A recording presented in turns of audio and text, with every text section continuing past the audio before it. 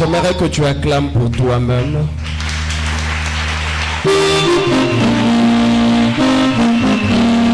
Et tu acclames de ce que Dieu t'a donné la force d'être là ce matin. Malgré les difficultés, malgré tout ce qui s'est passé, il a permis que tu sois là ce matin, que tu puisses communier avec nous. Alors acclame très fort Jésus-Christ. Si ton acclamation peut embêter le diable, exagère encore. Peut-être que ton acclamation peut déranger la maladie. Je crois que si tu dois monter, monte encore. Peut-être que le diable se dit que tu es triste à cause de ce qu'il a levé contre toi. Manifeste ta joie ce soir ou encore ce matin. Manifeste ta joie. Commence à sourire sur ton acclamation. Commence encore à élever, à élever, à élever, à élever. Alléluia.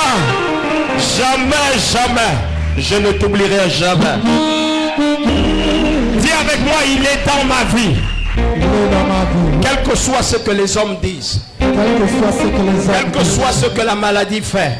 Quel que soit ce que la maladie Tant fait. qu'il est dans ma vie. Tant qu'il est dans ma vie. C'est possible que je ressuscite. C'est possible que je ressuscite. Et j'aimerais que les gens se posent cette question.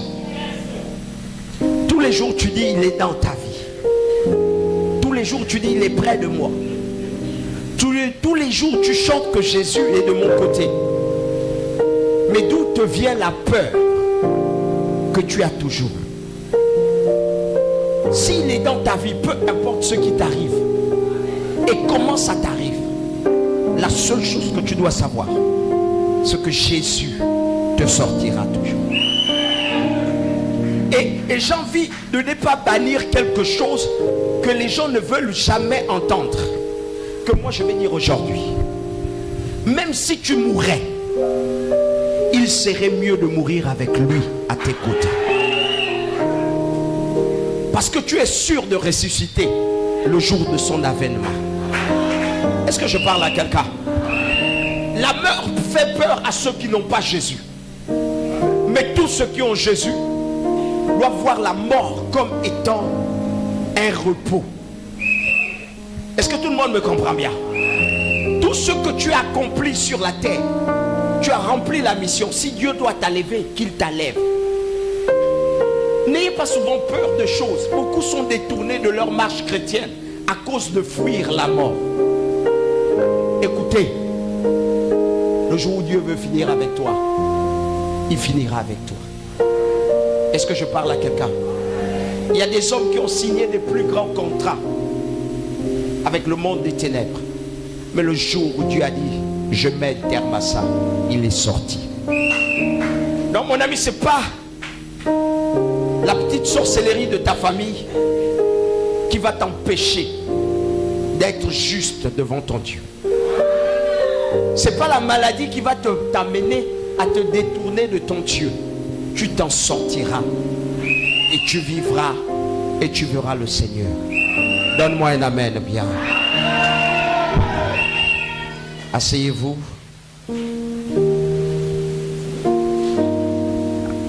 Je vous salue dans le nom de Jésus. Amen. Et je crois que ce matin, nous sommes là pour la même chose. Écoutez Dieu nous parler et permettre à ce que le Seigneur nous fasse du bien ce matin.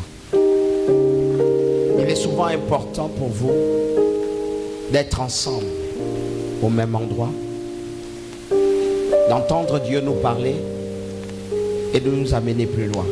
Amen. Nous sommes dans un thème que nous partageons depuis, je crois, le début du mois, ou encore, nous sommes déjà à l'autre mois que nous partageons ça. Les temps difficiles qui fragilisent l'Église.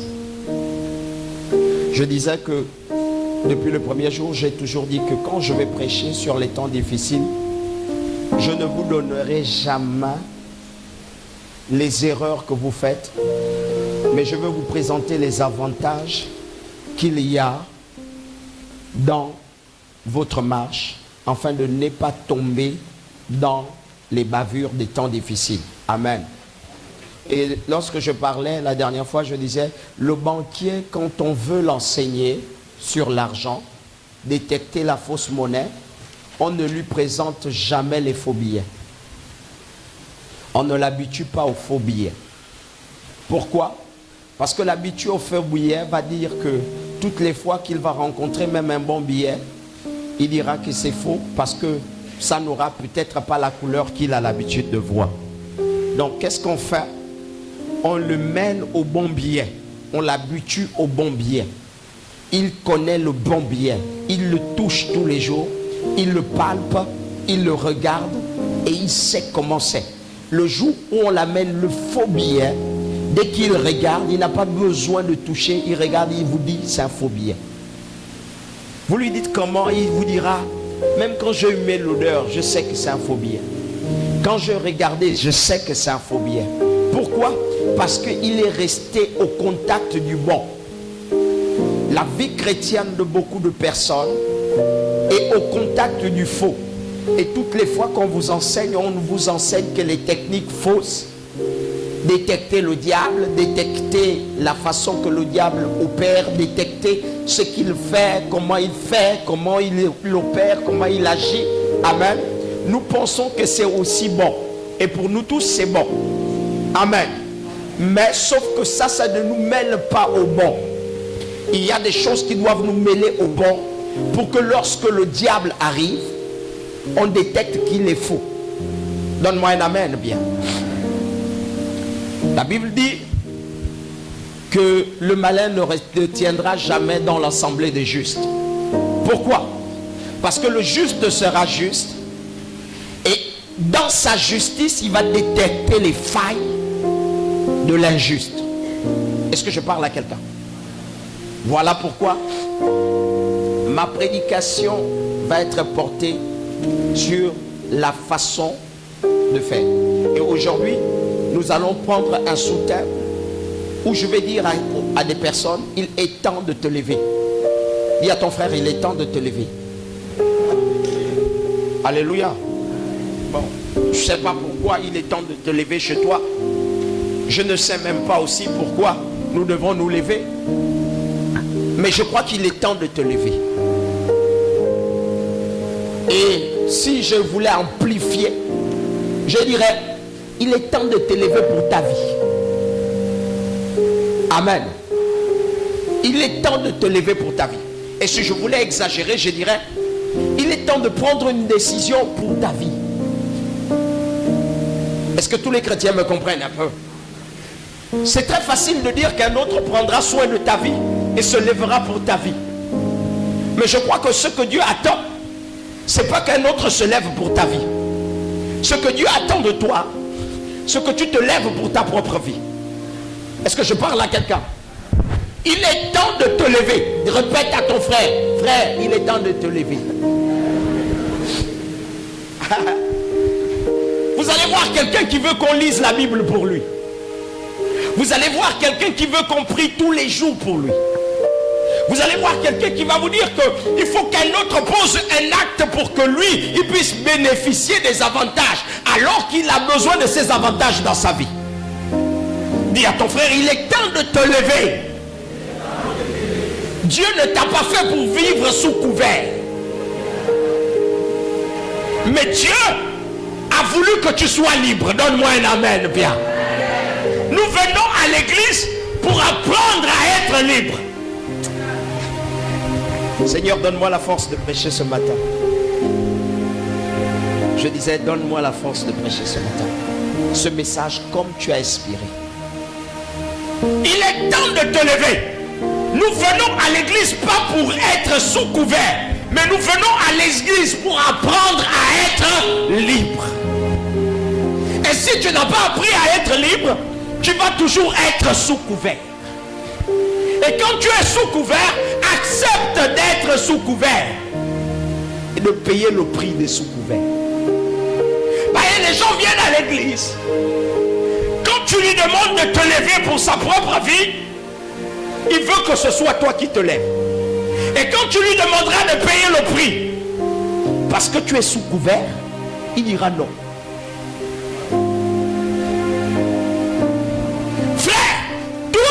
nous apprenons lorsque nous venons à l'église, c'est pour apprendre à dépendre de nous-mêmes.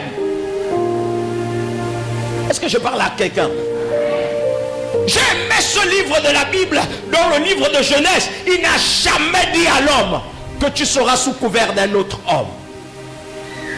Il n'a jamais dit à l'homme que je t'ai engendré pour qu'un autre homme domine sur toi. Mais il a donné à l'homme les endroits où il devait exercer son autorité. Il a dit à l'homme pour que tu domines sur les reptiles, sur les poissons de la mer, sur les animaux, les oiseaux du ciel. En un mot, il a dit à l'homme, ton champ de domination se trouve dans la nature. Mais d'où vient le fait que l'homme domine un autre homme? C'est parce que nous ne nous levons pas. Et nous ne voulons pas fournir des efforts. La chose la plus reculée de l'émancipation, excusez-moi du terme, nous avons mené une étude. Mais l'émancipation chrétienne ou encore spirituelle, les chrétiens sont retardés. Donne-moi un amen, Pierre. Oh, dis ça à ton frère, tu es retardé. Parce que tu aimes que tout, on t'apporte tout. Est-ce que je parle à quelqu'un? Tu aimes qu'on t'apporte la prière.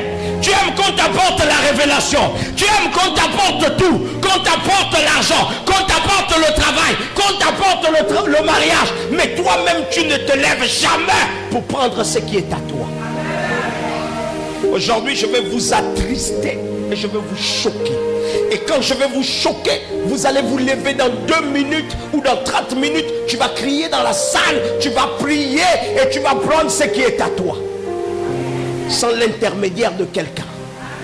Est-ce que je peux parler à un esprit au matin? Alléluia. Je vais composer avec toi.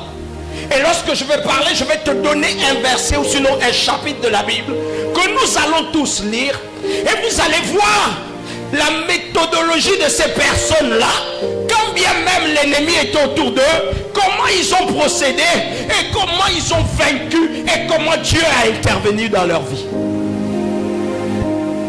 Est-ce que je parle à l'église? Et ensuite nous allons parler. Ensuite, celui qui est à côté de toi là est une source de bénédiction. Tu comprends ça? Et tu n'auras plus besoin de lui demander à lui de poser sa main sur toi pour que tu sois béni. À un moment, tu vas regarder la bénédiction sur son épaule et tu prendras cette bénédiction. Écoutez, l'ignorance dans l'église ne favorise pas ta grâce. Quand dans l'église, les hommes sont ignorants, ils ne sont pas favorisés dans le domaine de la grâce. En un mot, ils deviennent des zombies traînant avec une grâce sur leurs épaules, mais dont ils ne peuvent pas se servir. En un mot, le chrétien est celui qui meurt devant la sorcellerie avec des armes voulant détruire la sorcellerie. Donc en un mot, tu as des armes, mais on te tue. Est-ce que ça ne c'est pas révoltant ça? Est-ce que c'est pas révoltant que tu as un travail dans ton esprit, mais c'est un autre qui vient le prendre et puis qui travaille à ta place? Est-ce que c'est pas révoltant que c'est toi que tout le monde admire, ma fille? On dit elle est belle, elle est jolie, mais c'est ta soeur à côté de toi qui n'est pas chrétienne qui vient prendre ton mariage. Est-ce que c'est normal que toi tu puisses demeurer comme étant un esprit pauvre, cependant ton père a toutes les richesses? Tu es héritier, mais c'est toi qui te comportes comme un des héritiers. Je suis fatigué. Je suis fatigué. Il y a des détails avec lesquels on ne doit plus se laisser faire. Il est temps pour toi de te lever. Tu viens à l'église. Quand tout le monde regarde ton sac, on dit mon Dieu, c'est une grande dame. Et puis tu n'as pas de clé de voiture. Tu viens à l'église, tout le monde te regarde, on dit non, mais celle-là, elle ne souffre pas dans sa vie. Mais pourtant tu souffres. Et après, tu as envie de te dire que c'est la faute de Dieu. C'est pas la faute de Dieu, c'est ta faute à toi-même. Est-ce que je parle à quelqu'un? Est-ce que c'est pas révoltant? Alléluia. Un homme, il prend une poudre, il frotte à ses pieds. Il met la poudre, on lui dit mets un parfum, il met un parfum. Et puis c'est bon, on le nomme. Mais toi, tu as l'esprit vivant. Tu as l'esprit qui surpasse tout autre esprit. Toi, tu as le Dieu qui est au-dessus de tout. Mais c'est toi qui chômes. Et tu chômes avec Jésus. Et les chrétiens ont eu un adage. J'ai écouté un père qui a chanté cette chanson. Et il a dit, lui, il a refusé ça. Et quand il a dit ça, moi aussi j'ai compris que oui, il a raison. Ce sont nos chansons. Alléluia. Ce sont nos chansons. On chante ça tous les jours. Et la majorité des chrétiens aiment ce chant-là. Ils dansent même à ce rythme-là. Ce n'est rien, ce n'est rien, ce n'est rien.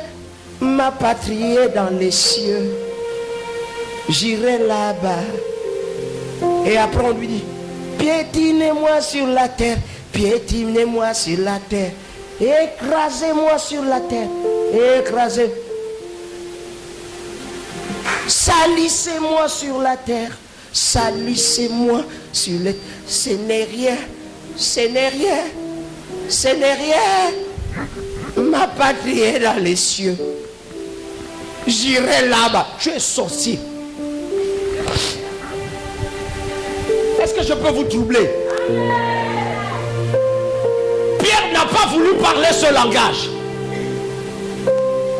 Pierre a dit, nous avons abandonné nos maisons, on a abandonné nos enfants, on a abandonné tout pour te suivre toi. Qu'est-ce que nous allons avoir en retour? Non seulement sur la terre mais aussi dans le ciel. Jésus a compris, il a compris que le royaume doit se déplacer pour ses enfants. Et ce sont eux qui transportent le royaume. Donc il est nullement impossible qu'un ambassadeur ne bénéficie pas des avantages de son royaume. Il a le royaume le plus riche, il a le royaume le plus célèbre. Pourquoi il doit vivre dans un coin là où son père l'a envoyé comme un esclave? Il y avait moi, je dois me lever.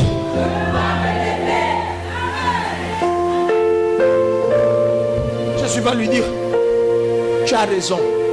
Il n'y a personne qui ayant abandonné. Il dit personne. Il n'a pas dit les pasteurs. Il n'a pas dit que il y a une. Non. Il a dit il n'y a personne. En un mot, j'ai envie de dire aux chrétiens qu'il n'y a personne qui a abandonné le monde pour suivre Jésus et puis demeure.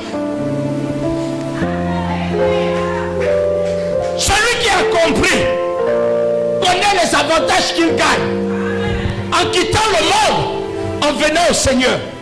Quels sont tes avantages? Je ne vais pas commencer, je voulais introduire. Lis-moi Néhémie. Nous honorons la parole de Dieu. Néhémie 4, tu commences à partir du premier verset. Dans le livre de Néhémie, chapitre 4, à son premier verset. Oui. Lorsque Sambala, Tobia, les Arabes, les Ammonites et les Achodiens apprirent que la restauration des murailles de Jérusalem progressait. Non, s'il te plaît, attends d'abord. Attends. Mon fils, mets-moi ça au tableau. Chacun doit se référer. Chacun doit se retrouver. Mets-moi cette lecture au tableau. Mon frère à côté de toi, commence à lui dire, nous parlerons de toi. Nous parlerons de toi. Et on parlera de moi. Et on parlera de moi. Non, regarde-lui bien. Dis-lui, mon ami, on parle de ce que le diable avait détruit en moi.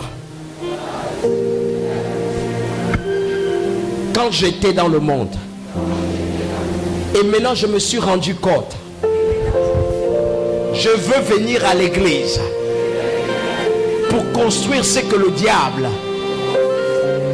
a détruit. Mais malgré ça, il y a les agents du diable qui veulent m'empêcher de me construire moi. Je prends la décision de vouloir me construire. Quitte à dire qu'une guerre doit se lever, la guerre se lèvera. Quitte à dire que je dois tenir une arme à la main, je la tiendrai, mais je me construirai. Pour que le Seigneur intervienne en moi, il faut que je me lève. Donc aujourd'hui, on va se lever. Voilà une histoire de la Bible qui peut paraître étrange. Aujourd'hui, les chrétiens diront, mais pourquoi il illustre son thème avec ce passage de la Bible? Amen. Est-ce qu'on peut le lire tous ensemble? Lorsque Sanballat, allons-y. Lorsque Sanballat apprit que nous bâtissons la muraille, il fut en colère et très irrité. Allons-y.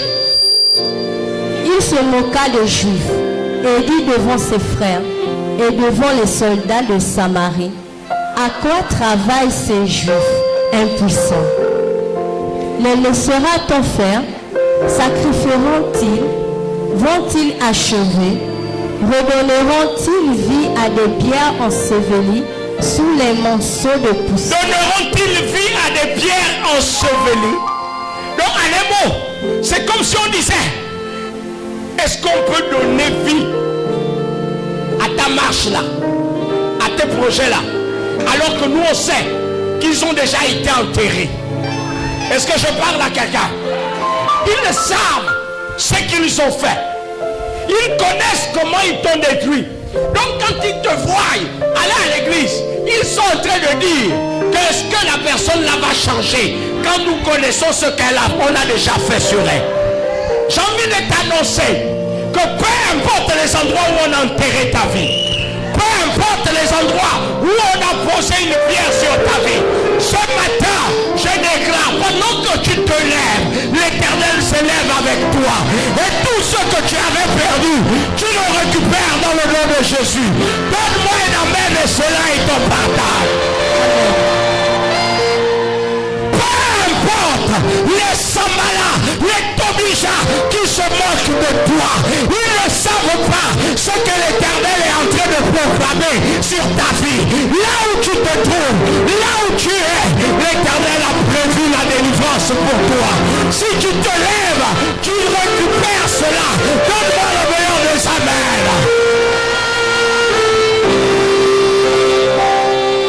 Asseyons-nous dans le nom de Jésus.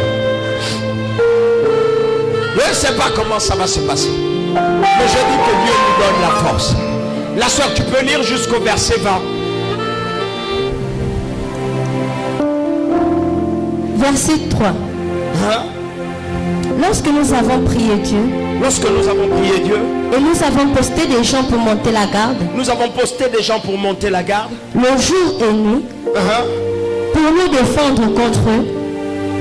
Pour nous défendre contre eux. Cependant, déjà le peuple de Juda murmurait.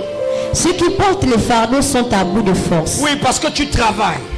Et l'état de décombre reste énorme. Il y a des gens qui travaillent jour et nuit. Jamais nous n'arriverons à rebâtir cette La muraille. soeur, laisse-moi, j'aimerais un peu expliquer quelque chose là. Tu travailles, mais tu ne vois pas le fruit de ton travail.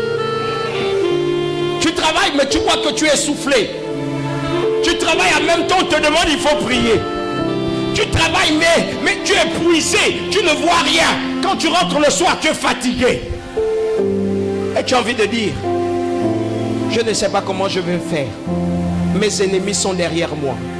Et à chaque fois que j'essaye d'avancer, ils me tirent vers l'arrière. Dis avec moi, c'est pas grave. C'est aussi important pour toi. Alléluia. Parce que ton Dieu veut voir ta détermination. En un mot, le peuple de Dieu ne savait pas qu'on était en train de leur former. Et qu'il fallait qu'ils travaillent. Et en même temps, ils savent. Il y a des choses qui vous arrivent. Vous allez travailler.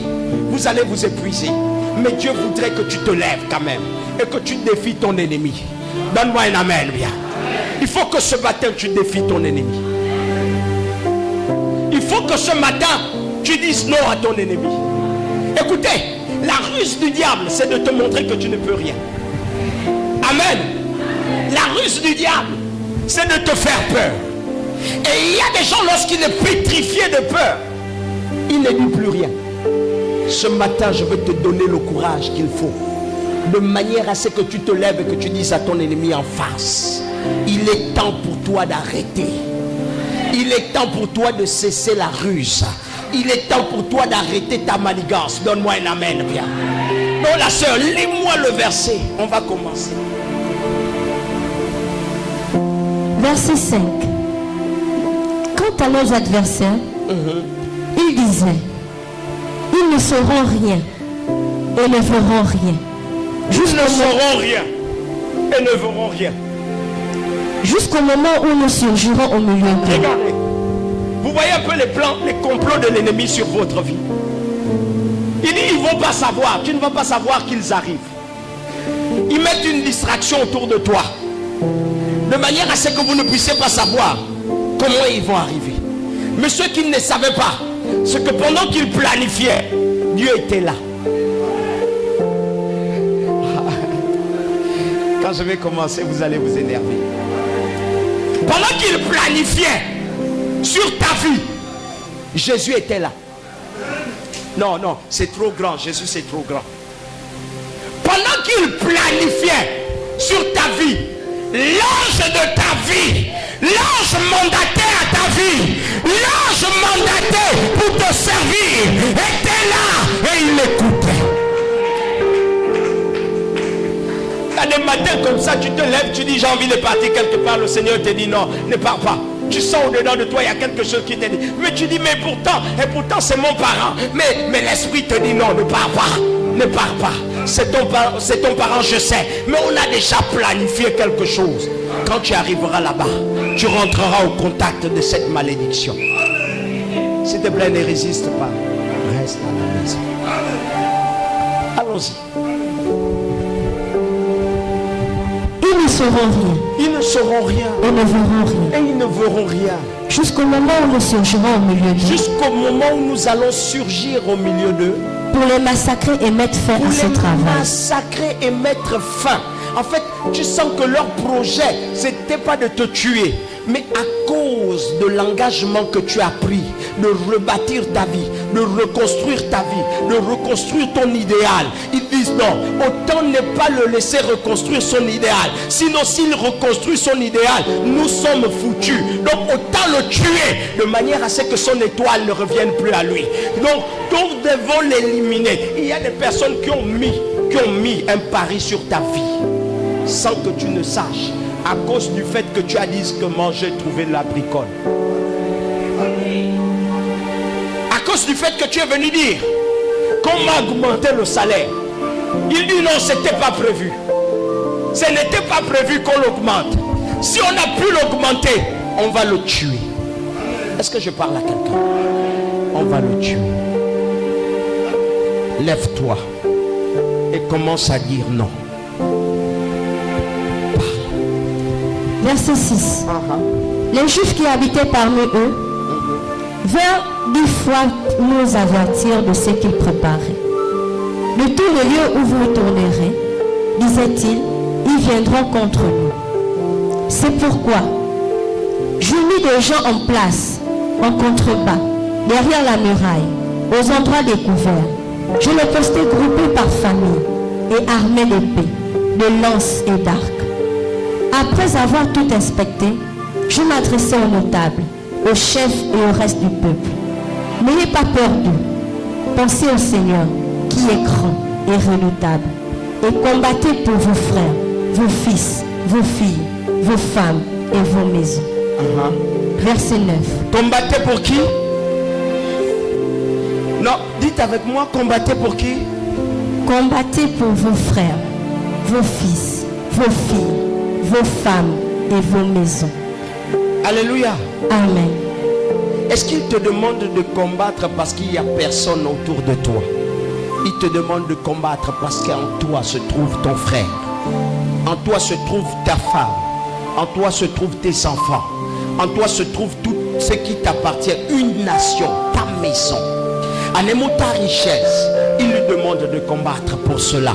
Donc toutes les fois que tu te lèves, tu ne dois pas te lever seulement pour une seule chose, ta santé. Mais tu dois te lever pour tous ceux qui sont autour de toi et qui comptent sur toi, qui vivent de toi, qui mangent à partir de toi et qui vont s'enrichir après à partir de toi. Il te demande de te lever, de combattre pour cela. Il y a des gens qui se disent que moi je ne combats pas parce que tu penses qu'à toi-même. Mon ami, c'est pas de toi dont il s'agit, c'est la génération qui sortira de toi, dont lesquels il a de part. Peut-être que dans ton ventre, il y a un président. Peut-être que dans ta famille, il y a un roi. Peut-être que il y a un médecin. En fait, t'embrouiller, te détruire, c'est détruire ce roi. Des fois, Dieu te demande de combattre à cause de ces personnes. Et si tu ne comprends pas ça, tu ne vas jamais te lever. Tu ne vas jamais te lever. Alléluia. Combat pour ta famille. Combat pour tes enfants. Combat pour ton lendemain. Combat pour ta maison future. Combat pour ta voiture future. Combat pour ton mariage. Même s'il n'y a pas accord de mariage, combat pour cela. Lorsque nous allons prêcher, lorsque je vais rentrer, vous allez commencer à comprendre une chose importante. Je crois que tu vas t'énerver. Allons-y. Verset 9. Lorsque nos ennemis apprirent que nous étions informés et que Dieu avait déjoué leur projet, nous sommes tous retournés à la muraille. Nous sommes tous retournés à la muraille. Chacun a son travail. Chacun a son travail. Mais à partir de ce jour, la moitié des hommes seulement faisaient le travail. La moitié des hommes faisaient le travail. Et ceux de l'autre moitié, vêtus de cuirasses, étaient armés de lances, des boucliers, et des arcs. Et les chefs se tenaient derrière. Tous les gens de Juda. Ceux qui étaient occupés à rebâtir la muraille et ceux qui portaient ou chargeaient les fardeaux travaillaient d'une main et tenaient une arme de l'autre. Ils travaillaient d'une main et tenaient une arme d'une autre. Chacun des bâtisseurs avait son épée. Attachée à sa hanche. C'est ainsi qu'il bâtissait. Et c'est ainsi qu'il bâtissait. Amen. Amen. Amen. Amen. Que Dieu bénisse sa parole. J'ai envie de vous dire une chose. Vous pouvez la lire à la maison. On va commencer. Je disais d'entrée de Dieu. Écoutez, il y a des choses que vous continuerez à subir. Parce que vous prenez une position que le diable aime. Il y a des choses qui ne pourront jamais vous quitter. Parce que vous aviez souvent pris la position que le diable aime. Est-ce que je parle à quelqu'un? Il y a des choses qui ne vont pas vous quitter, même si vous venez à l'église. Parce que vous continuez à prendre la position que le diable aime autour de vos vies. Donc, je peux prier. Je peux jeûner.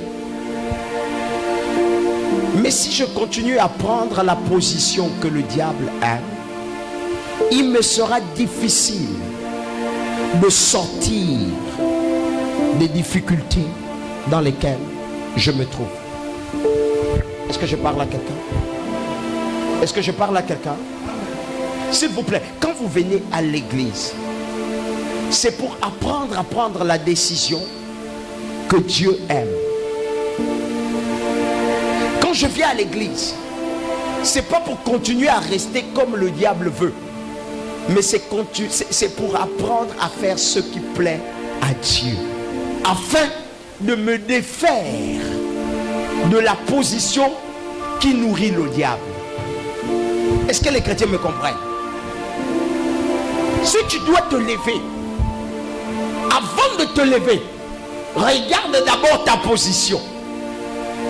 Avant de te lever, regarde d'abord ton comportement. Avant de te lever, Regarde d'abord ton langage. Si ton langage a une position qui plaît au diable, change-le, parce que le diable va se servir de ton langage pour maintenir son contrôle sur toi.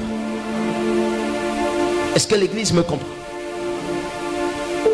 Dis à ton frère à côté de toi, est-ce que ta position continue à plaire à Satan?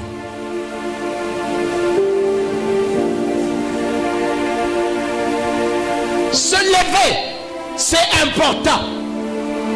Mais ta position peut continuer à nourrir le malin. Tu viens à l'église, mais tu mens. Revois ta position. Tu viens à l'église, mais tu voles. Revois ta position. Tu viens à l'église, mais tu avortes. Dis à ton frère, revois. Tu viens à l'église, mais tu es dans une position. Dans la maison, il n'y a que les flacons. Il y a encore un flacon noir. Il y a encore un flacon rouge. Il y a encore un mouton bas quelque part là. Dis à ton frère, revois ta position. Tu viens à l'église, mais le cœur est noir. Dis à ton frère, revois ta position. Tu viens à l'église, mais il manque le sourire. Tu ne souris à personne et tu n'aimes personne. Revois ta... Nous allons nous lever. Mais avant de te lever, revois d'abord ta position. Il y a des gens qui sont au milieu de nous, dont la position est toujours diabolique.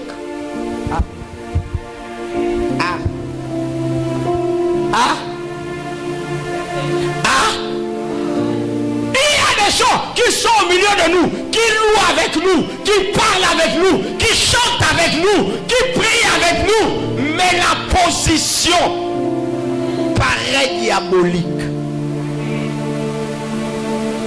Dis à ton frère, revois ta position. Si ta bouche continue à être appréciée par Satan, le contrôle satanique s'établira dans ta bouche pour détruire toutes tes grâces.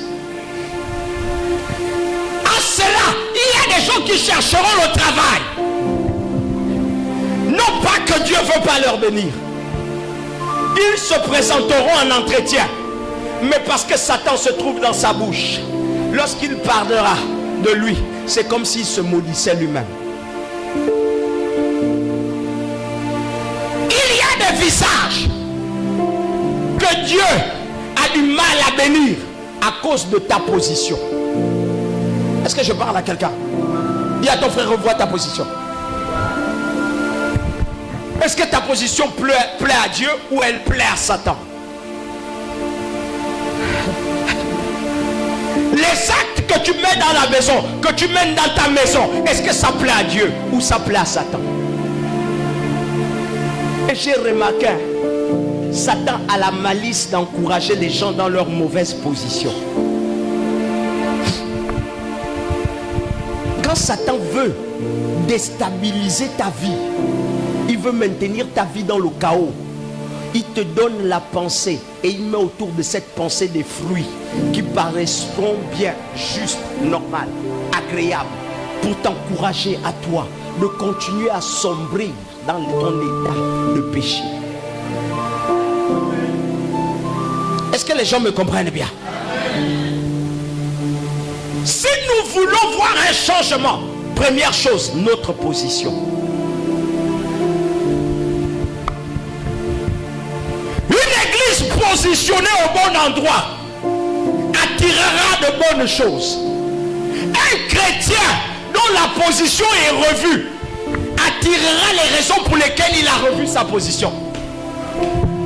Un chrétien qui a décidé de renoncer avec le péché attirera la grâce qui combat le péché. Est-ce que je parle à quelqu'un? Mais un chrétien qui demeure dans la même position de péché attirera la récompense du péché. Et la récompense du péché, c'est... Voilà pourquoi vos affaires, voilà pourquoi vos actions, voilà pourquoi tout ce que vous entreprenez meurt. Waouh, là ils sont calmes. Pourquoi? Ce n'est que le début. On n'a même pas encore commencé. Notez ça. Sachez que ce qui fragilise et te fatigue vient du fait que les combats que tu mènes t'engagent seulement à la défensive. Là on a commencé. Ce qui te fragilise et ce qui te fatigue dans ta vie chrétienne sont liés au combat que tu mènes, qui t'engage seulement à la défensive. Est-ce que je parle à un chrétien? Est-ce qu'un chrétien me comprend ce soir? Je disais, sachez que ce qui te fatigue, sachez que ce qui te fragilise et te fatigue vient du fait que tous les combats que tu mènes t'engagent seulement à la défensive. Il y a des chrétiens qui sont dans l'église, qui passent leur temps à la défensive.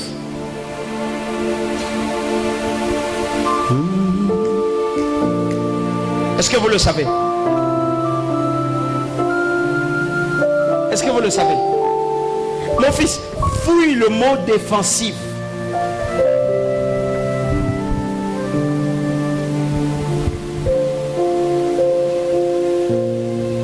Fouille le mot défensif. Frère, après que tu aies fini de noter, viens.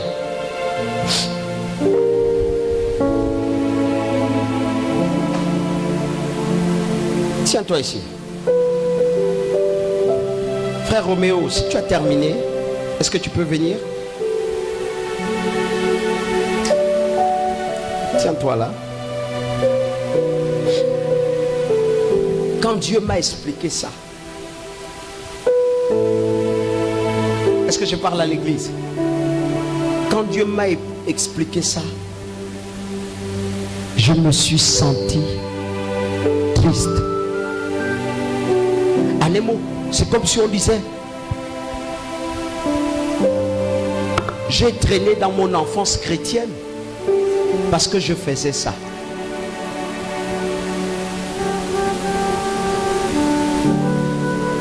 Et la majorité des chrétiens se positionnent comme ça. Tu as trouvé? Est-ce que tu as trouvé? Mais dépêche-toi, c'est quoi? C'est quoi le mot défensif? Qu'est-ce que le mot défensif? Défensif. Avant que moi je ne l'explique, qu'est-ce que le mot défensif? Tiens-toi au micro et explique.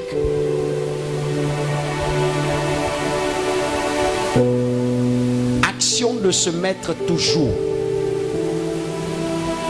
de se défendre. La défensive, c'est le fait de se défendre contre quelque chose ou quelqu'un. Parle fort, que nous t'écoutons, que nous t'écoutons.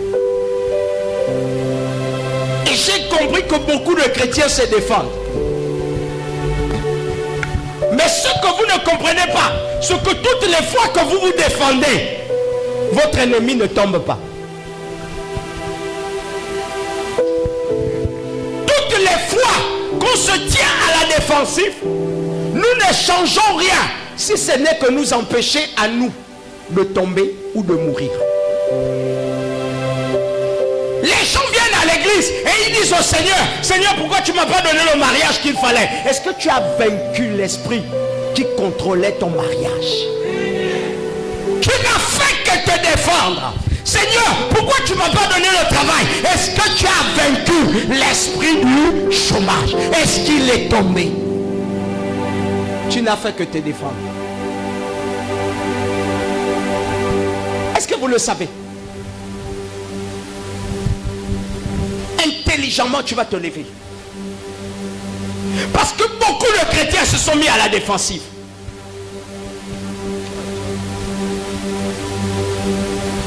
Éphésiens a parlé de nos armes spirituelles, tout ça là.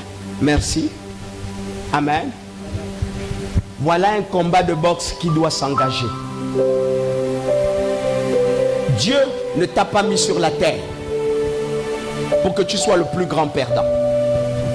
Jésus a misé fort sur toi. J'ai envie de dire, Jésus a donné tout ce qu'il avait pour que tu remportes cette victoire sur la terre. Voilà pourquoi il a précipité Satan sur la terre, pour que lui, animé d'une grande colère, te fasse la guerre, mais qu'il n'arrive pas à te vaincre. Donne-moi un amen de bien. Et si toi, tu ne rapportes pas cette victoire, ce n'est pas la faute de Dieu. Et il m'a illustré en me montrant deux combattants. Donne-moi un amen. Amen. Roméo, tu es mon combattant. Et il dit aussi à l'autre, tu es mon combattant. Dans le livre d'Ésaïe, il va dire une chose. Il a dit, j'ai créé celui qui a fondé, qui fabrique l'épée. Alléluia. Et il dit, j'ai aussi créé le destructeur, afin que le destructeur brise l'épée. Amen. Amen. J'aime cette partie de la Bible. Comme il a créé les deux, il les a mis sur un tapis. Et il mise pour Roméo. Roméo, je mise pour toi. Mais regardez ce que Roméo fait. Prends ta garde. Commence à prendre ta garde. C'est un combat. Ah là, c'est un combat qui s'engage. Allez, tu prends ta garde des boxeurs. Voici les chrétiens d'aujourd'hui.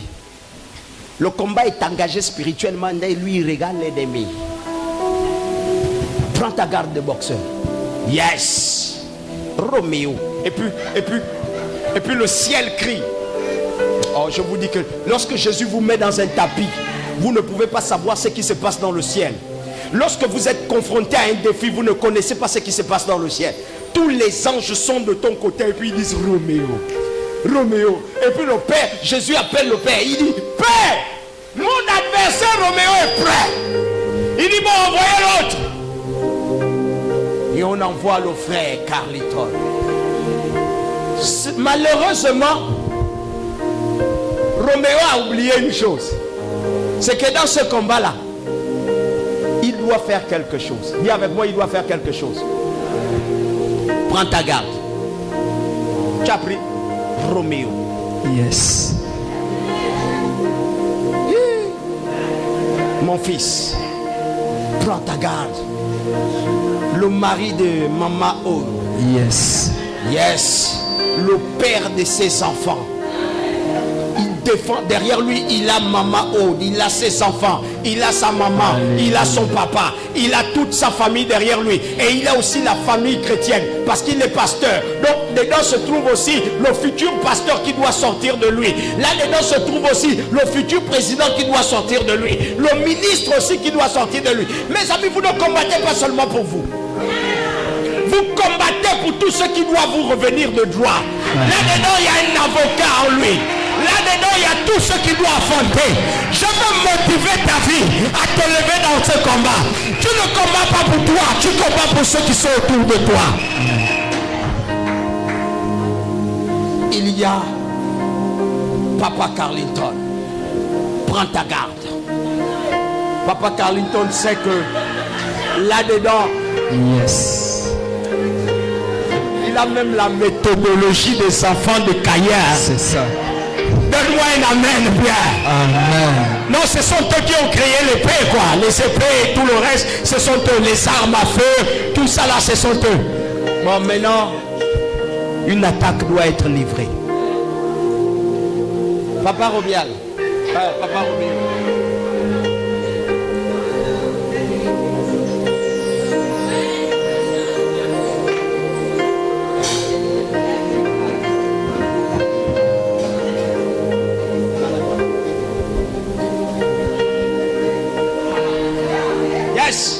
Attaque encore. Attaque Carliton. Attaque.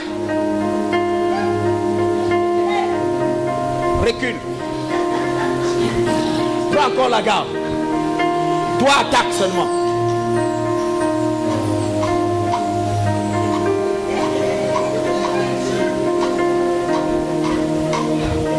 Recule l'accord. Attaque.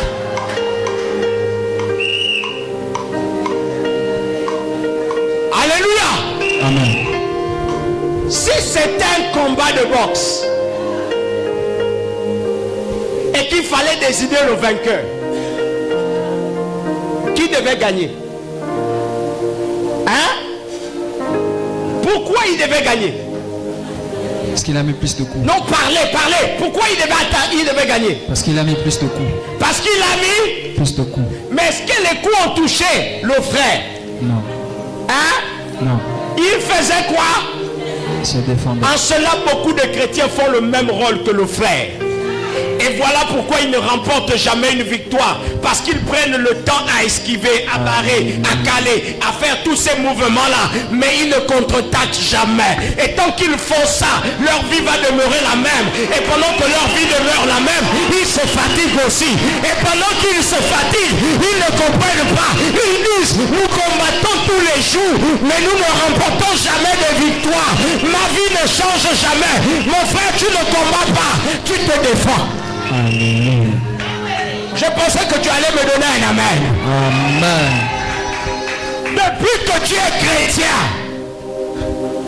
tu ne combats pas, mais tu te défends. Est-ce que je parle à quelqu'un? Depuis que vous êtes des chrétiens, vous passez le temps à la défensive. Quand Satan te laisse, toi aussi tu te reposes. C'est Satan qui décide de ton engagement face au combat. C'est lui qui décide à quel moment tu dois t'arrêter, à quel moment tu dois t'élever. La preuve, c'est que beaucoup de chrétiens lèvent les voix dans leur maison. C'est quand Satan attaque à corps. Donne-moi un amen bien.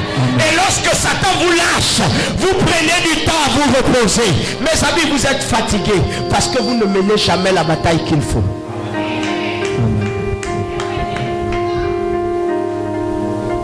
Quand tu écoutes un chrétien, au nom de Jésus, Satan, je te terrasse, c'est que Satan attaque. Et là, lui, il se défend. Mais quand Satan lâche, lui aussi se repose.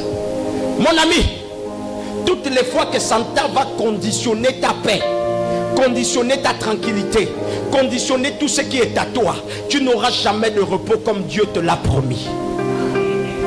Parce que c'est lui qui décide de troubler, de te troubler ou de te reposer. On ne lui a pas donné le droit de décider sur toi. Les amis, Satan n'a pas le droit de décider sur ta tranquillité.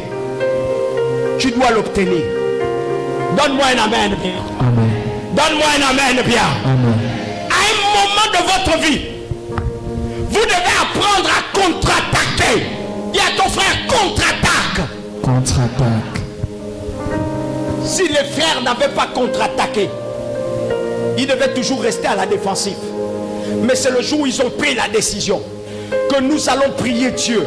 Nous allons nous munir de ceci. Nous allons nous munir de cela.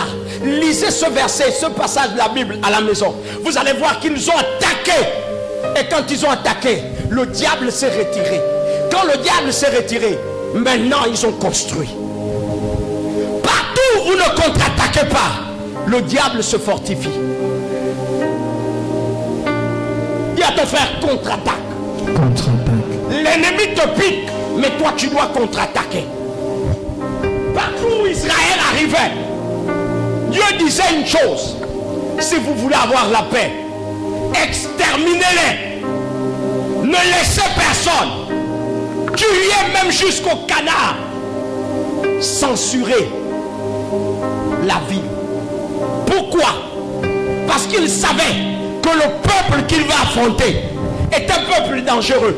Si on leur donne le droit de se reposer, ils vont s'organiser et ils reviendront. Il y a des ennemis qu'on ne laisse pas vivre. Ah, peut-être Peut-être tu ne me comprends pas. Il y a des batailles qu'on n'arrête pas. Tant que tu n'as pas vu ton ennemi tomber, il y a des batailles qu'on n'arrête pas. Tant que tu n'as pas vu ton adversaire tomber, il y a des batailles qu'on arrête. Ils ont commencé. Tu dois aller jusqu'au bout. Ce qui fait que les chrétiens ne vont pas jusqu'au bout. Ils se contentent. Mes amis, ne vous contentez pas. Est-ce que je parle à quelqu'un? Ne te contente pas.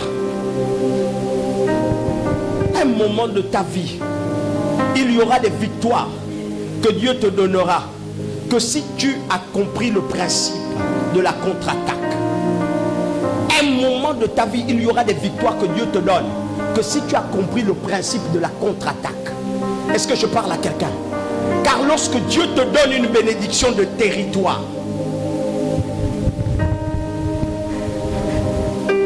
lorsque Dieu te donne une bénédiction de territoire, alléluia, alléluia, alléluia, cette bénédiction n'est jamais libre.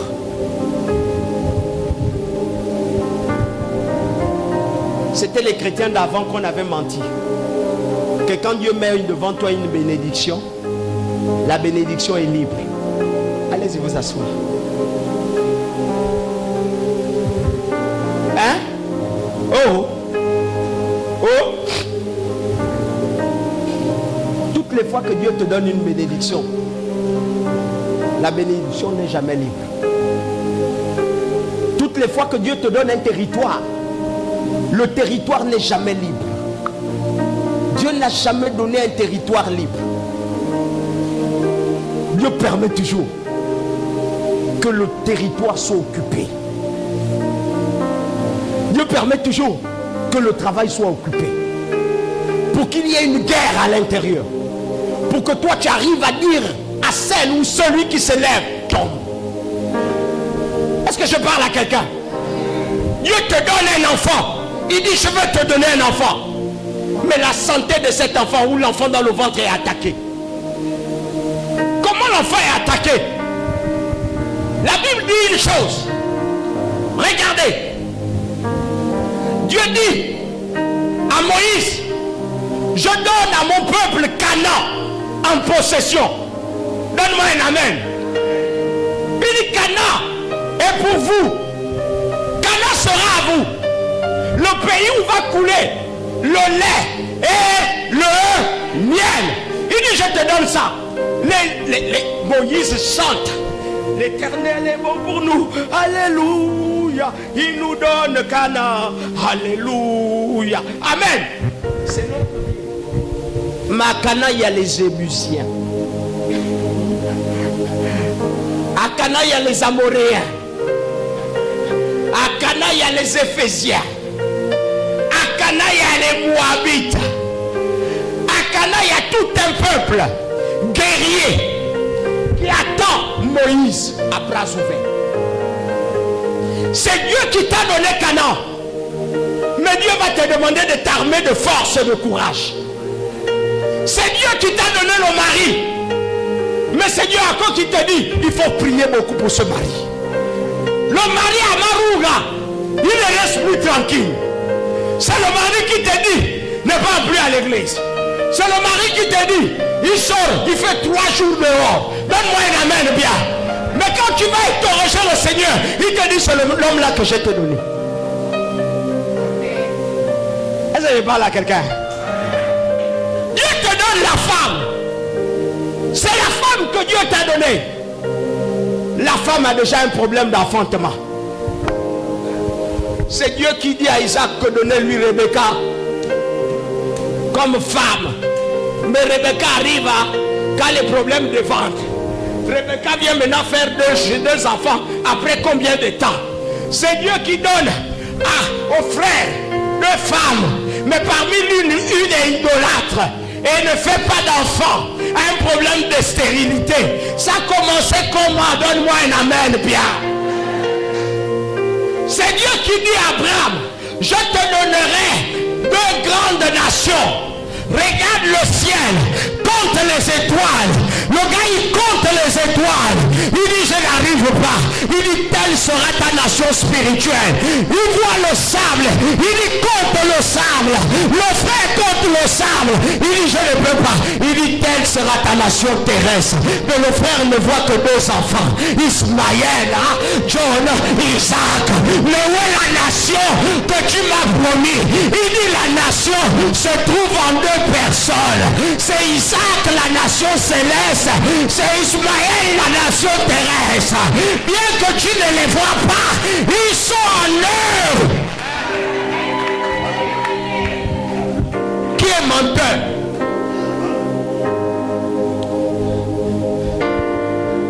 Dieu m'a promis, je serai un grand homme de Dieu. Mais va jouer le grand homme de Dieu. L'église n'a que 2 membres. Tous les autres sont partis. Où est la grande nation? Où est la grande église? Oui, les 2 membres là, c'est la grande église qu'il t'a promis. Parce que si tu les paies comme le Seigneur attend, tu les délivres, les 2 personnes amèneront 2000 à chacun. Parle-moi et donne-moi le meilleur de sa mère.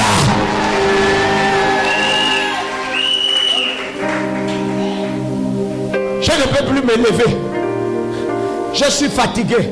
Oui, tu es fatigué parce que tu te défends seulement. Tu ne contre-attaques jamais. Le jour où tu vas contre-attaquer, Dieu te donnera les 2 nations. Mais quand tu vas combattre, les 2 nations deviendront 1000, 2000, 3000, 4000. Dieu m'a dit que je devais être un homme, un grand homme. Oui, tu n'es pas un petit. Le jour où tu vas te lever et que l'esprit du chômage va quitter, et que l'esprit de la pauvreté va quitter, et que l'esprit du célibat va quitter, tu vas être le grand homme. Tu es assis à la maison, on t'appelle parce qu'on t'a nommé. Donne-moi un amen bien. Je disais à quelqu'un que les démons déforment. Et la personne a cru que quand je lui disais les démons déforment, c'est que les démons déforment le visage. Dis à ton frère, les démons ne déforment pas forcément le visage. Mais les démons déforment la destinée.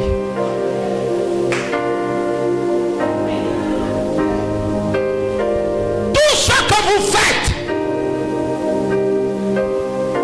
en qualité de chrétien, s'il y a un ennemi, ne le lâche pas. Il a déclaré la guerre chez toi. Contre-attaque. Si tu ne l'attaques pas et que tu le laisses le temps de se reposer, il va s'armer 2 fois.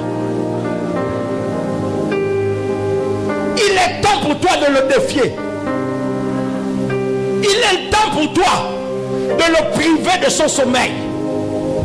Il est temps pour toi de parler jusqu'à ce qu'il tombe. Est-ce que je parle à un chrétien?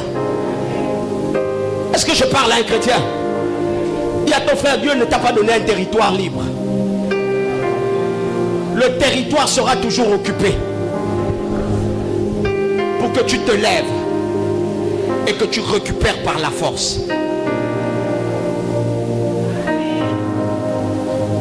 Regardez, Dieu n'aurait pas dit cela. Prends Esaïe d'abord. Oh Jésus. Ésaïe 54, 15 à 17. 15. Si l'on s'attroupe contre toi, si l'on s'attroupe contre si toi, l'on s'attroupe contre toi, je ne serai pour rien. Je ne serai pour rien. Il t'annonce déjà. Il t'annonce déjà. Regardez, Jésus t'annonce que si l'on se lève contre toi, moi, je ne suis pour rien. Comme pour dire, c'est à cause de ce que tu transportes qui se lèveront. Allons-y. Et ceux qui s'attrouperaient contre toi tomberont devant toi. Et ceux qui vont s'attrouper contre toi, ils ont l'obligation, ils sont obligés de tomber. Oh, ils sont obligés de... Ils sont obligés de... Qu'ils veuillent ou pas. Ils sont obligés de... Que je le veuille ou que je ne veuille pas, ils sont obligés de nous.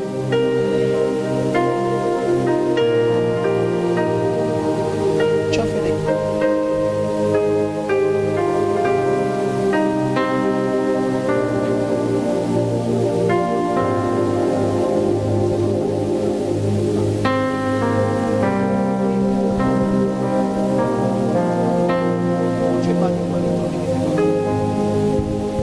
Une femme. Ah, d'accord. Anémo, ils t'ont dit que c'est une femme.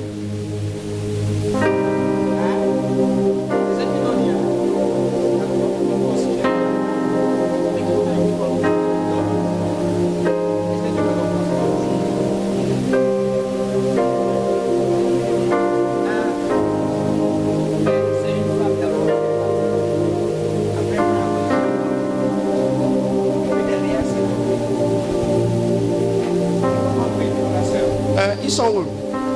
Frère, faut m'éliminer. Faut m'éliminer. Hein?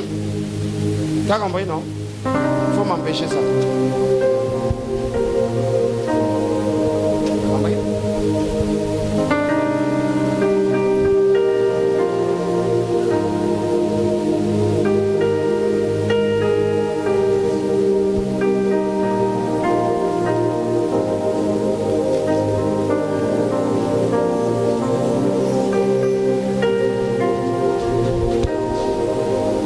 Dieu ne te donnera pas un territoire qui soit libre. Dieu veut que tu les combattes. Et lorsqu'ils vont se lever contre toi, ils ont obligation de tomber. En fait, c'est comme s'il te disait que mon ami, la vie que tu dois avoir dépend de la chute de beaucoup de personnes. Regardez, ton poste de directeur général dépend de la chute de quelqu'un. Ton poste de directeur commercial dépend de la chute de quelqu'un. Ton élévation dépend de la chute de... Ton mariage dépend de la chute de quelqu'un. Ton affrontement dépend de la chute de quelqu'un. Tout ce que tu dois avoir dans la vie dépend de la chute de quelqu'un. Les chrétiens vont dire c'est faux. Mais c'est vrai. Il faut que quelqu'un qui occupe le poste commercial vole l'argent pour que toi on te remplace. Il faut que la femme là se comporte mal avec son mari pour que toi tu viennes prendre. Il faut qu'il y ait un malheur quelque part pour que toi tu viennes prendre. Je n'ai pas dit que prier pour les couples mariés qui sont déjà mariés que non, il y avait moi non. Dis bien non. Il faut que celui qui bloque ton galon là commette une bêtise, qu'on la lève pour que celui qui t'aime remplace. Oh, donne-moi un amen bien. Qui vous a menti que c'est faux? C'est la vérité. Celui qui te retient jusqu'aujourd'hui, il n'y a pas d'avancement, il n'y a pas tout.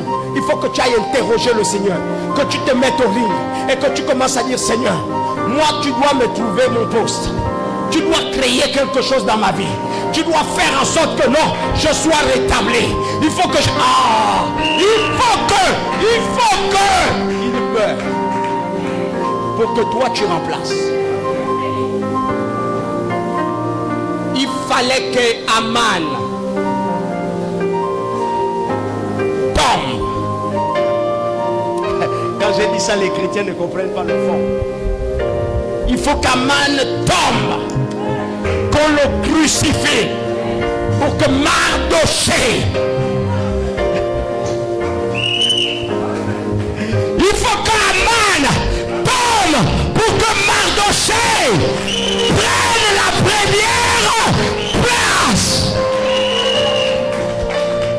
Tant que Mardoché, tant que le roi est mal conseillé par Aman, on ne t'élèvera jamais. Tant que celui qui conseille le roi à ton sujet, c'est Aman, Mardoché, on cherchera toujours à te tuer. Lève-toi. Il faut te lever. Est-ce que je parle à l'église? Est-ce que je parle bien à l'église? Est-ce que je parle bien à l'église? Jérémie 1, verset 10. Jérémie 1, verset 10. Sache que je te confie aujourd'hui. Sache que je te confie aujourd'hui une mission envers les peuples et les royaumes. Attendez. Ah, Jésus. Je vois que les chrétiens, vraiment, vous me regardez comme ça. Vous me regardez comme si je vous racontais un film qui n'existe pas. Regardez ce que Jésus va dire. Ou encore regardez ce que Dieu va dire. Sache que je te confie aujourd'hui une mission. Écoutez, mon fils a demandé un ainsi dit le Seigneur. Et je te le donne sur un plateau.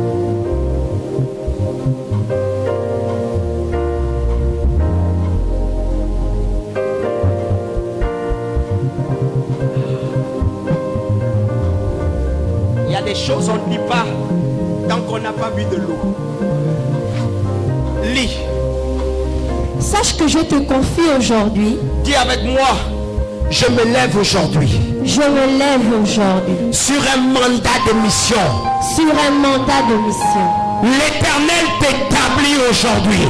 L'Éternel t'établit aujourd'hui. Lis ma fille. Sur une mission envers le peuple et les royaumes. Envers le peuple et les royaumes.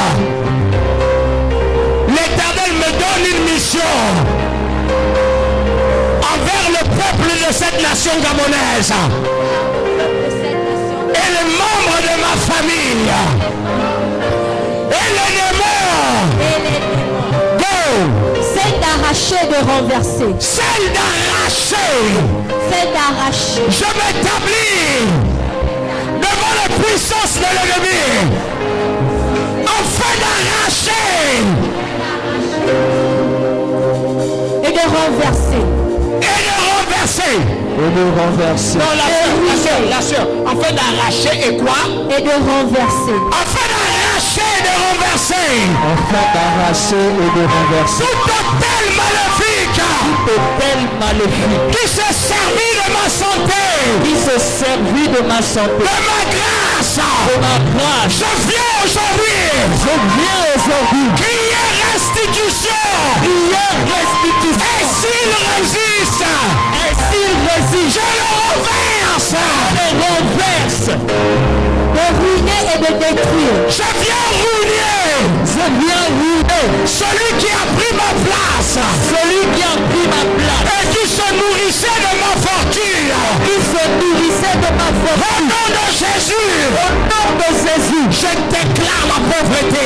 Je déclare la pauvreté. Dans le corps de l'ennemi. Dans le corps de l'ennemi. Et sur ma vie. Et sur ma vie. Restitution. Restitution. L'Éternel. L'éternel. Je récupère. Je récupère. Et je renverse. Je renverse. J'abat toute force qui se lève contre moi. Qui se lève contre moi. De construire et de planter. Je construis ma vie. Je construis ma vie. Sur Jésus. Sur Jésus. Tout ce qu'on avait détruit. Tout ce qu'on avait détruit. Je proclame restauration. Je proclame restauration. Dans la vie de ma maison. Dans la vie de ma maison. Dans ma famille. Dans ma famille. Au milieu de mes enfants. Au milieu de mes enfants. Restitution. Restitution. Et construction. Construction. Que le monde des ténèbres. Que le monde des ténèbres. Tombe. Au nom de Jésus. Acclame Jésus.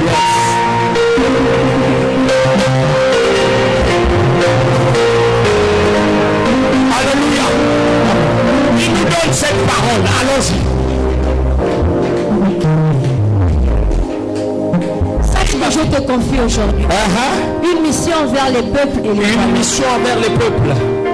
Celle d'arracher et de renverser. de ruiner et de détruire, Oui. de construire et de replanter. Amen. Amen. Acclame Jésus pour toi-même.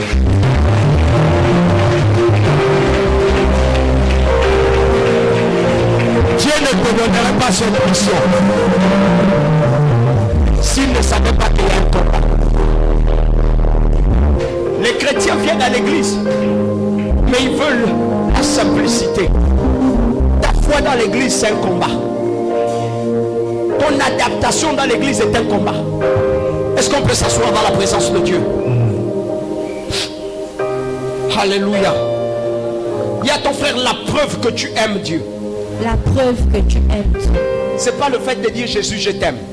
C'est pas le fait de dire Jésus, je t'aime. La preuve que tu aimes Dieu, c'est pas le fait de lire une Bible et de ne pas changer. Alléluia. Je disais ceci. Sachez que la preuve que vous aimez Dieu, c'est que vous êtes jaloux de la vie que Dieu vous a promis. Et vous n'acceptez pas de la donner aux voleurs de destinée. Ouh, c'est bien différent de ce qu'on a l'habitude de vous dire. La preuve que tu aimes Dieu, c'est que tu ne donnes pas libre cours à la vie que Jésus t'a promis. Tu ne laisses pas l'ennemi voler la promesse de Dieu sur ta vie. Dieu a promis que je serai grand. La preuve que j'aime Dieu, c'est de me battre pour la grandeur que Dieu a mis en moi. Est-ce que je parle à quelqu'un? Où sont les personnes qui m'ont cherché? Ils sont où? Hein? Personne ne m'a cherché. D'accord. Où sont les personnes qui m'ont absenté? Personne ne m'a absenté. Je te dirai.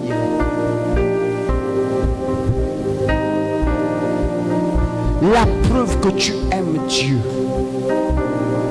ne se trouve pas dans le fait que tu restes seulement en prière. Mais c'est dans la dimension que tu jalouses la promesse de Dieu dans ta vie. Et que tu ne laisses personne te faire croire qu'il peut voler la promesse de Dieu dans ta vie. Dieu a dit, voici les projets que j'ai pour toi. Que tu sois en bonne santé. Ce sont des projets de bonheur et non de malheur. La preuve que tu aimes Dieu, que tu n'accepterais pas le malheur, bénéficier du droit d'exercer dans ta vie. Tu ne te tairas jamais quand le malheur vient auprès de toi. Tu ne laisseras jamais le malheur prendre le dessus sur toi. C'est-à-dire, tout malheur qui va vouloir t'attrister, tu ne t'attristeras pas parce que tu vas jalouser la promesse de Dieu. Écoutez, ceux qui livrent leur corps, leur vie à Satan ne maintiennent pas la promesse de Dieu dans leur vie.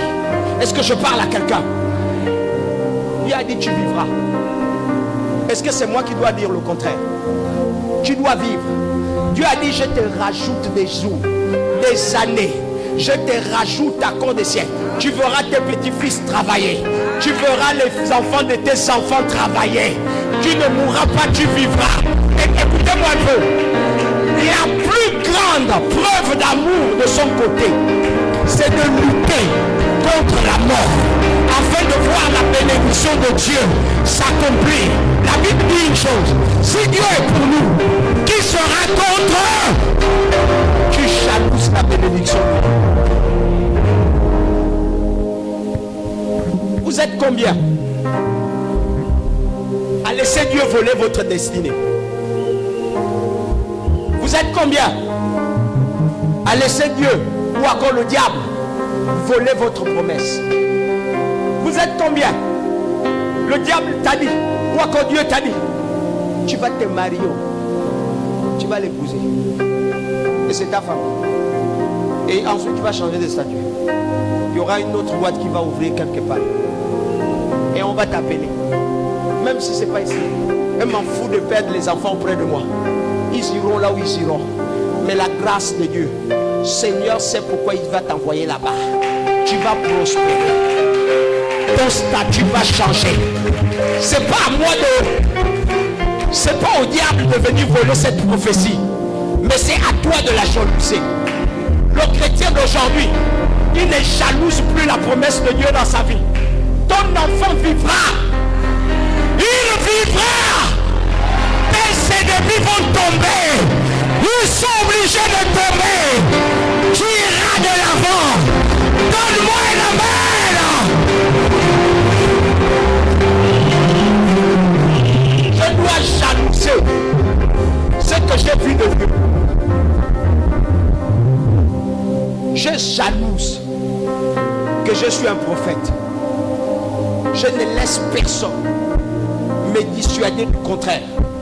Mon ami, tu prophétises que tu as vu les trous noirs, tu as vu les roues rouges, tu as vu, c'est ta prophétie à toi. Mais moi, je ne vais jamais enlever que dans ma vie, je ne suis pas prophète. Parce que j'ai vu quelqu'un qui prophétise les trous noirs. Je suis prophète. C'est ce que Dieu m'avait dit. Je vais jalouser ça au point même de dire que quiconque va s'élever contre moi, je lui prouverai que je suis prophète. Advienne que pourra. C'est la preuve que j'aime le Dieu qui m'a parlé. Donne-moi une amen, viens.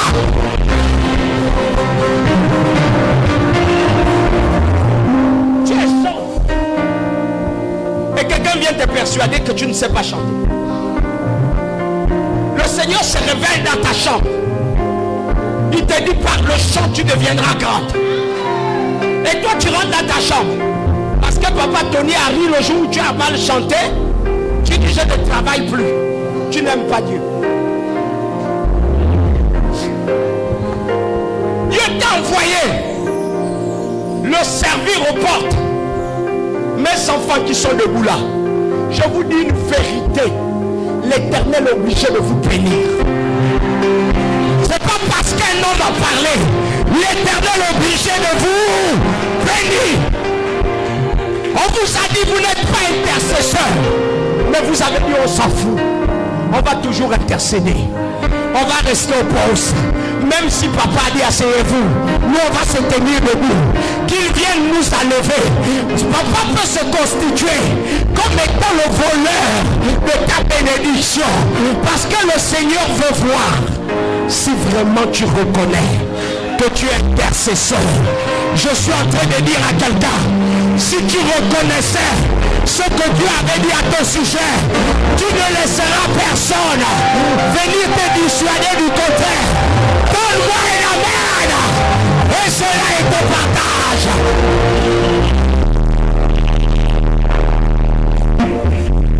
Tu as besoin de qui? Tu as besoin de qui? Pour que je sois homme de Dieu, j'ai besoin de qui? Celui qui m'a appelé dans une chambre. On était lui et moi. Les rats passaient sur ma tête. C'était 8 jours de jeûne. On était ensemble. Il est venu. Il m'a revenu. Et il m'a dit, prends soin de mes brebis.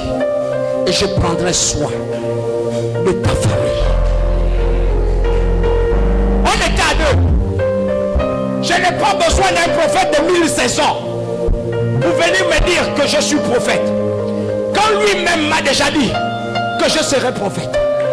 Écoutez, tu as besoin de qui pour savoir que tu dois te marier?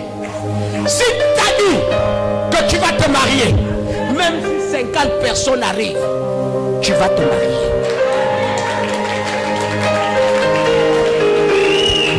Si Dieu a dit, tu vas enfanter, 10 000 personnes peuvent dire, tu ne vas pas enfanter. Tu vas passer par césarienne, tu vas faire ceci, tu vas faire... Si Dieu a dit, tu vas enfanter, on monte, on descend, tu vas enfanté. L'église est vide aujourd'hui parce que les gens ne jalousent plus ce que le Seigneur a dit sur leur vie. Les gens ne jalousent plus la parole de Dieu dans vos vies. Les gens ne restent plus attachés à la bénédiction de Dieu. Est-ce que c'est moi qui va venir te dire encore achète ta voiture? Est-ce que c'est moi qui va encore te dire fais des économies? C'est moi qui va te dire qu'il y a un combat. Dieu veut te voir dans une voiture. C'est le moment pour toi de te battre pour une voiture. C'est pas le moment pour toi d'acheter un avion. C'est le moment pour toi de te battre dans une voiture. Parce que la voiture va attirer la personnalité que l'Éternel a prévue pour toi. C'est plus mon rôle de venir te dire de croire à ça. C'est à toi-même de te battre pour ça. L'argent tombera. La tontine va tomber. Achète la RAV4. Achète la RAV4 que le Seigneur a révélé. Achète la RAV4 que le Seigneur te révèle. Donne-moi un amen bien. C'est pas pourquoi j'arrive encore. Je ne sais pas. Ma fille, tu es l'élite parmi l'élite. Tu es l'élite parmi les élites. Qui t'a dit que la maladie te tue? Qui t'a dit que c'est la maladie qui va te tuer? Qui t'a dit que le bien là va te rendre paralysé? Qui t'a dit ça? Je mets les piqûres. Et même pas les piqûres. Je vais toujours être debout. Mais non, que tu sais que tu dois être debout, bats-toi pour être debout. Oh, bats-toi pour être debout. C'est plus Dieu qui vient trouver le travail. Dieu t'attend dans le chantier de la bataille pour le travail. Est-ce que je parle à quelqu'un? Est-ce que c'est un bon message? Est-ce que ça va? On va partir. On va partir. Il faut qu'on batte. Il faut qu'on batte. Je suis fatigué de vous parler. Et là, il vous appelle. Soldats du Seigneur, levez-vous. Soldats du Seigneur, lève-toi. Tu n'es pas un petit. Tu n'es pas un vermisson. Tu n'es pas un esclave. Lève-toi. L'année commence et l'année finit. Tu es toujours en train de pleurer. Tu as besoin de qui? Ils ont déjà mis toi à défi. Ils ont défié. Il faut que ton mari réalise ce qu'il a dit. Sinon le combat est lancé. On n'a pas besoin de pleurer. On doit tirer. Lève-toi. Si tu ne te lèves pas, ce n'est pas la faute de l'église. Ce n'est pas la faute des gens. Est-ce que je parle à quelqu'un? Est-ce que je parle à quelqu'un? Car il est temps pour vous de démontrer votre amour par votre prière. Un homme qui prie momentanément, ou encore il prie seulement secondairement, il n'a pas encore réalisé. Il n'a pas encore réalisé. Il n'a pas encore réalisé. Le matin, tu dois prier. Parce que tu poursuis l'ennemi de ta vie. Et tu sais qu'il n'est pas encore tombé. Oh, tant qu'il n'est pas tombé, tu ne t'arrêtes pas. Le soir, tu es en jeûne. Parce qu'il n'est pas encore tombé. Il n'est pas tombé. Et tu es conscient de ça. Est-ce que je parle à quelqu'un? Oh, ton petit-fils n'est pas encore venu. Tu n'as pas de victoire. Même si les gens te disent ça va aller, on va faire ceci, on va faire cela. Tant qu'il n'est pas entre tes mains et que tu n'as pas encore vu l'enfant, pourquoi tu te tais? Pourquoi tu te tais? Pourquoi tu te tais? Je n'ai pas encore vu ma vie façonnée. Je ne dois pas me taire. C'est ma vie. Aucune personne ne viendra me dire de prier. Comment je dois prier? Oh, vous priez beaucoup. Oh, vous priez bien. Non, toi, tu n'as pas les mêmes problèmes. Les promesses de Dieu sur ma vie ne sont pas pareilles que toi. Les promesses de Dieu sur ma vie, engagez Satan. Satan ne veut pas que ça arrive. Vous avez lu là-bas, ils ont dit qu'est-ce qu'ils veulent faire? Ils veulent montrer quoi? Ils sont déjà affaiblis. Qu'est-ce qu'ils veulent prouver? Satan parle comme ça. tu sais que le sujet que tu as soulevé va le déstabiliser. Et il est debout. Toi aussi reste debout. Par votre vie de prière, par votre sincérité à l'application de sa parole, il est temps pour des chrétiens qui veulent montrer leur amour pour Dieu de se conformer à la parole. La parole a dit ceci, nous on vit comme la parole a dit. Vous savez, là où il y a le péché, c'est quand les gens n'ont pas d'objectivité, quand les gens ne voient pas les enjeux, quand les gens ne connaissent pas leurs droits, ils peuvent pécher. Mais si ton mariage en dépend, tu ne vas plus pécher. Si la réussite en dépend, tu ne peux plus pécher. Je parle à quelqu'un. Par votre capacité à ne point douter. Oh,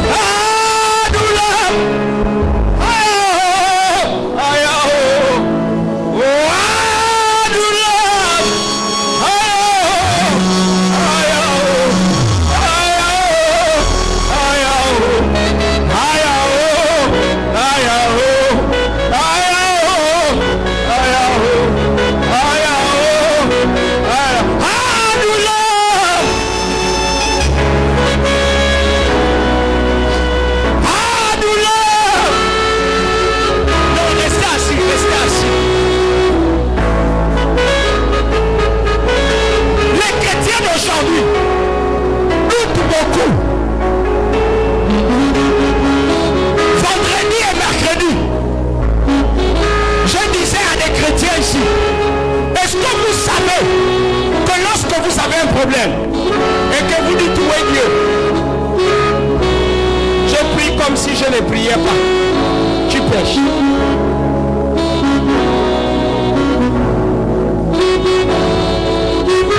Est-ce que vous savez que quand vous dites que tous les jours je prie mais je ne vois jamais le changement, tu es en train de pécher.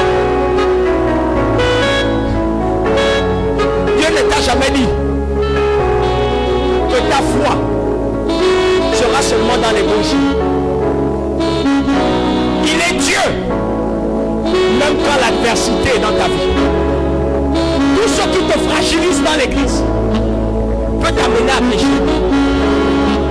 Le même qui met les obstacles autour de toi, c'est que tu peux les supporter. Tout ce qu'il veut, c'est que tu t'en remettes au Seigneur. Le milieu dans lequel tu es doit s'écouler pour que toi tu demandes au Seigneur de calmer. Oh, ah, douleur! Hey! Celui qui n'a pas compris ça ne peut pas s'élever dans la foi.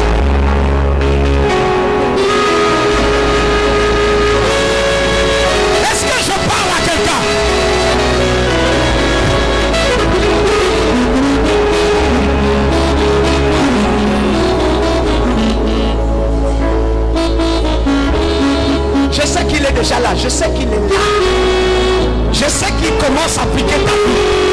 Il commence à dire prépare-toi. Prends les armes, prends les armes. Prends les armes. Il commence à le dire, je sais. Mais j'ai envie aussi de te faire comprendre. Notre comportement dans l'église face à la conformité de l'évangile se doit de démontrer ton engagement à détruire et à mettre hors d'état de nuire les plans de l'ennemi. Quand la publicité vient et que je ne commets pas les publicités, mon comportement montre à Satan que je me suis déjà levé pour le détruire. Tout ce que tu résistes, la Bible a dit, résistez au diable avec une foi ferme et il fuira. La résistance que tu émets devant les autres mortes montre à Satan que tu veux me détruire.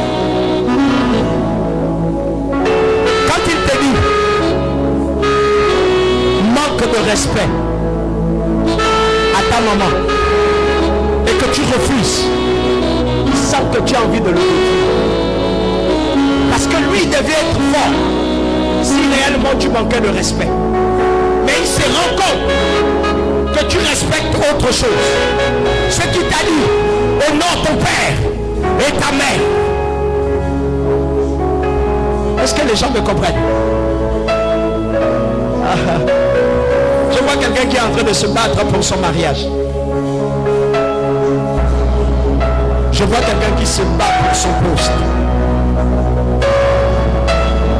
Je vois quelqu'un qui se bat pour ses enfants. Je vois maintenant quelqu'un qui se lève pour ses études. Je vois un homme se battre pour son travail. Je vois des coups que les chrétiens donnent maintenant. Quand la parole te donne quelque chose, c'est un coup qu'il te demande de donner à l'ennemi.